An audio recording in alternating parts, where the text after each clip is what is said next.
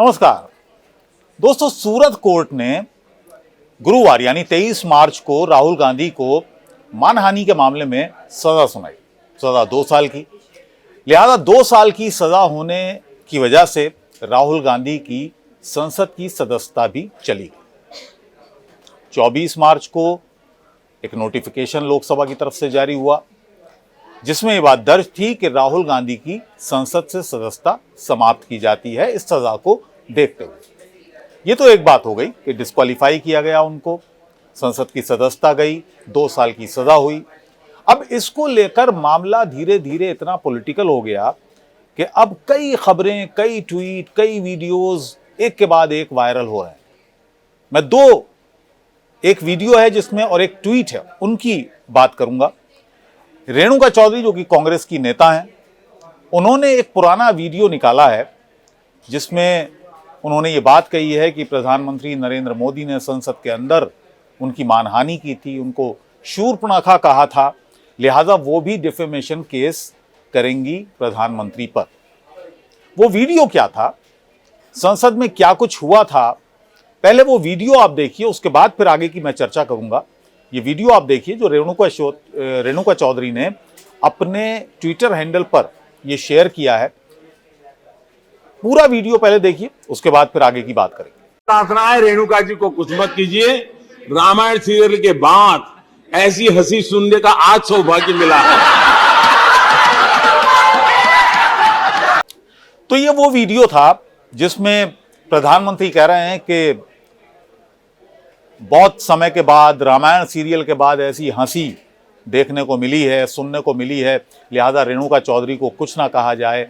उन्होंने अपनी पार्टी के जो जितने भी सांसद हैं उनसे कहा कि रेणुका चौधरी को कुछ कहने की जरूरत नहीं है, रामायण सीरियल के बाद ऐसी हंसी सुनने का सौभाग्य आज हुआ है, काफी समय के बाद हुआ है। इस तरह की बात प्रधानमंत्री ने कही और उसके बाद पूरे सदन में ठहाके गूंजे, टेबल थपथपाई तमाम सांसदों ने। तो ये वीडियो आपने देखा।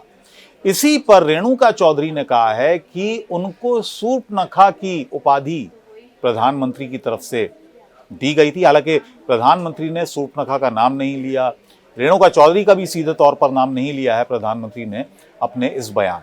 अब सवाल ये उठता है कि क्या डिफेमेशन केस बनता है या नहीं बनता है। तो पहली बात तो ये है कि संसद की किसी कार्रवाई पर, संसद में दिए गए वक्तव्य पर किसी भी तरह का डिफेमेशन या कोर्ट उसकी सुनवाई नहीं करेगा, क्योंकि संविधान के आर्टिकल 122 में ये साफ साफ दर्ज है कि जो कुछ संसद के अंदर होता है, जो भी बयानबाजी होती है, उसमें कोर्ट दखल अंदाजी नहीं करेगा या उस मामले में कोर्ट कोई सुनवाई नहीं करेगा। तो ये तो रेणुका चौधरी जी का को जवाब है।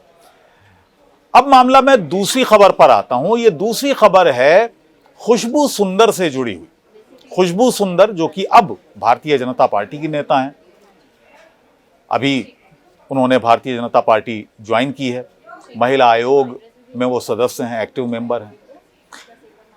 ये बात तब की है जब वो कांग्रेस में हुआ करती थी और जो कुछ राहुल गांधी ने कहा है लगभग उससे मिलता जुलता, लगभग क्या, वही बयान उन्होंने अपने ट्विटर हैंडल पर डाला था, ट्विटर पर डाला था।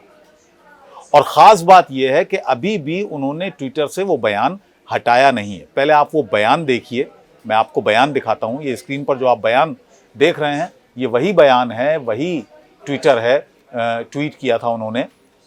2018 की बात है जब वो कांग्रेस की मेंबर हुआ करती थी। उन्होंने क्या कुछ लिखा है जरा इस पर गौर कीजिए।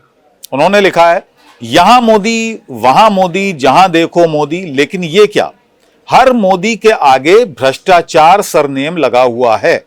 चलिए मोदी नाम का मतलब ही भ्रष्टाचार कर देते हैं। हैशटैग नीरव, हैशटैग ललित और hashtag NaMo is equal to corruption. ये उनका पूरा ट्वीट था। अब ये जवाब भारतीय जनता पार्टी के नेताओं को देना है कि खुशबू सुंदर जो कि उस समय कांग्रेस में थी, उन्होंने भी ये ट्वीट किया था, उन पर क्यों मानहानि का केस नहीं किया गया। अभी तक मैं आपको फिर बता दूं, अभी तक उन्होंने वो ट्वीट अपना डिलीट नहीं किया है, हटाया नहीं है और ना उस पर बाद में उन्होंने कोई सफाई दी थी। अब क्योंकि वो भारतीय जनता पार्टी की मेंबर हैं तो क्या उनकी सारी गलतियां भारतीय जनता पार्टी में आने के बाद मुआफ हो गईं? ये जवाब भारतीय जनता पार्टी के नेताओं को अब देना होगा कि राहुल गांधी पर कार्रवाई की गई। राहुल गांधी पर जो मानहानि का केस किया वो बीजेपी के एक विधायक ने किया, मोदी सरनेम को लेकर किया। उससे पहले आपको याद दिला दूं कि राहुल गांधी का जो बयान आया था, जो उन्होंने जनसभा में कहा था कर्नाटक में, वो 2019 की बात है। खुशबू सुंदर का ये ट्वीट 2018 का है। तो क्या अब भारतीय जनता पार्टी के बड़े नेता अपनी ही नेता यानी खुशबू सुंदर से, जिन्होंने अब बीजेपी ज्वाइन कर ली है, वो इस पर कोई सवाल जवाब करेंगे? क्या उनसे इस ट्वीट पर कोई माफ़ीनामा मांगेंगे? क्या उनसे कहा जाएगा कि ये ट्वीट अब आप डिलीट कर दीजिए? तो ये तमाम सवालों के जवाब अब भारतीय जनता पार्टी के बड़े नेताओं को देने हैं। नमस्कार।